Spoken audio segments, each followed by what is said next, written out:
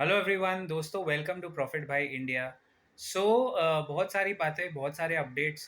Punjab national bank के कीर्ति नगर के दिल्ली के वन ऑफ द ब्रांचेस में, कीर्ति नगर एरिया में एक ऐसी खबर आ रही है, और ये काफ़ी टाइम से चल रहा है एक्चुअली, कि one lady had kept a lot of gold and other important jewellery and items in her locker.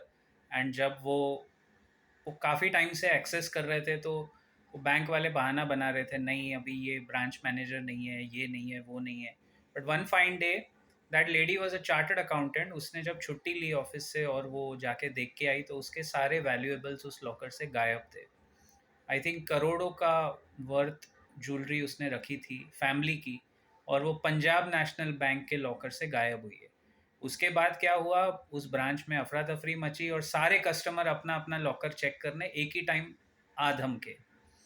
अब गाइज, अगर आपको बैंक का लॉकर लेते हो, उसकी जो एनुअल रेंट है, सपोज कोई भी बैंक का जो लॉकर होता है उसकी एनुअल रेंट आपके लॉकर के साइज के हिसाब से होती है, ठीक है ना।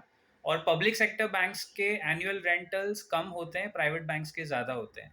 सो पब्लिक सेक्टर बैंक्स का रेंटल सपोज 2000 रुपीज़ है पर ईयर। तो as per the rule, in case of any natural calamity, theft, या बैंक पे कोई अगर प्रॉब्लम आया, आपदा आई, तो अगर आपके वैल्यूएबल्स गायब हो गए, first of all the banks don't know कि आपका अंदर क्या सामान पड़ा है, they are not suppose to know, it's a private locker. तो लीगली वहाँ वो बैंक बच जाते हैं। दूसरी बात, अगर कोई भी पेमेंट करने की बारी आई, तो legally maximum any bank is required to pay 100 times of the annual locker fee। तो अगर लॉकर फी है 2000 रुपये, जो मैं बहुत कम बोल रहा हूँ, प्राइवेट बैंक्स के लॉकर फी साइज के हिसाब से 5000, 6000, 10,000 भी आते हैं H D F C bank के और दूसरे प्राइवेट बैंक्स के।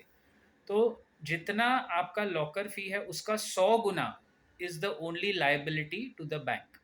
यानी मान लीजिए आपने बैंक के लॉकर में रखा है 1 करोड़ का माल, गोल्ड आजकल भाव भी बढ़ा हुआ है, बहुत सारा आपने सोना रखा है या कुछ फैमिली के वैल्यूएबल डॉक्यूमेंट्स रखे हैं।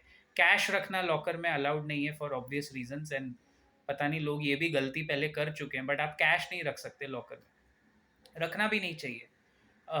तो अगर 1 करोड़ या 2 करोड़ या जो भी माल रखा है, ये सोच के कि बैंक का लॉकर बहुत सेफ है, अभी वहाँ भी हमें ध्यान देना पड़ेगा।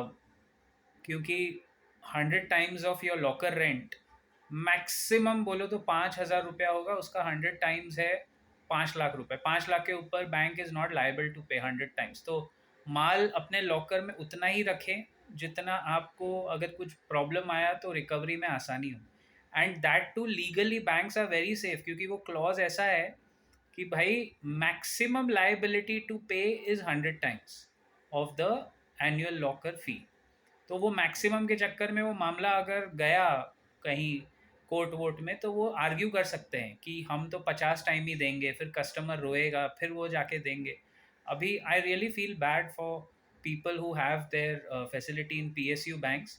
मेरे ख्याल से आप लोग सब एक बार जाके अपने बिलोंगिंग्स चेक कीजिए, स्पेशली स्पेशली अगर आपके लॉकर पब्लिक सेक्टर बैंक्स में है। क्योंकि रखेंगे कहाँ, कीमती सामान है, रखना तो लॉकर में ही है। लेकिन कम से कम भाई, अगर प्राइवेट बैंक का एनुअल लॉकर रेंट 10,000 है और पीएसयू का आपको 3,000 मिल रहा है, तो वो साल के 7,000 रुपये बचाने के लिए क्या आप इतना बड़ा क्रेडिबिलिटी रिस्क लेने को तैयार हैं या नहीं, ये आपका चॉइस है। और मेरे ख्याल से आपको एक बार इस मामले में भी अपने घर के किसी बड़े बुजुर्ग या अपने फाइनेंशियल एडवाइज़र से एक बार कंसल्ट ज़रूर करना चाहिए, because once a locker always a locker. आप बार बार तो वो चेंज कराओगे नहीं, तो ये डिसीजन वन टाइम लेना है सोच समझ के।